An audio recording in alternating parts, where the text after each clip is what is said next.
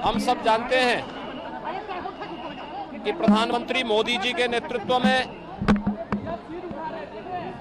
सदगुरु के विचारों को सबका साथ, सबका विचार, सबका विश्वास और सबके प्रयास की भावना को जन जन तक पहुंचाने का जो कार्य हो रहा है, उसके पीछे सदगुरु संत रविदास जी की प्रेरणा है। और इस महान संत ने उस कालखंड में काशी की धरती से भक्ति का जो संदेश दिया, वह आज भी हमें एक नई प्रेरणा और नया प्रकाश प्रदान करता है।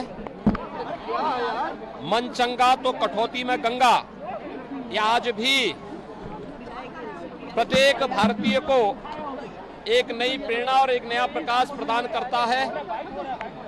मैं आज की इस अवसर पर एक बार फिर से काशी में, सीर गोवर्धन में पर्यटन विकास की जो अनेक योजनाएं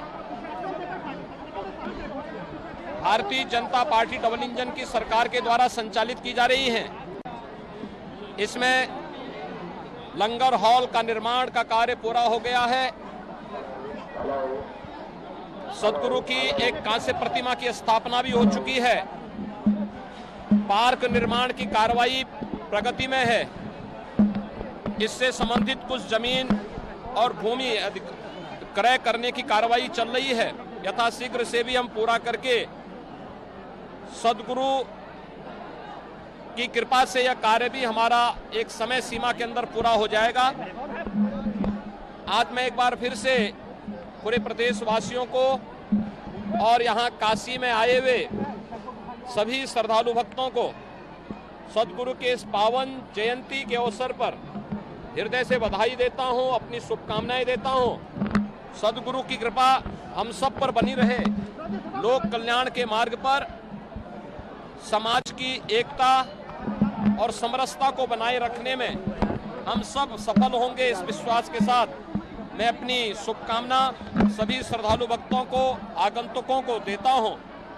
यहां पर मैंने सदगुरु के पावन धाम में लंगर छका है, यहां के पूज्य संतों से मुलाकात की है और यहां के विकास के लिए Bharatiya Janata party double engine की सरकार पूरी प्रतिबद्धता के साथ कार्य करेगी, कार्य कर रही है, आगे भी कार्य करेगी। यह आश्वस्त करने के लिए मैं यहाँ पर आया हूँ। मैंने यहाँ दर्शन भी किया है, लंगर भी छका है, श्रद्धालु जनों से, पूज्य संतों से सबसे मुलाकात की है। आप सबको बहुत बहुत धन्यवाद।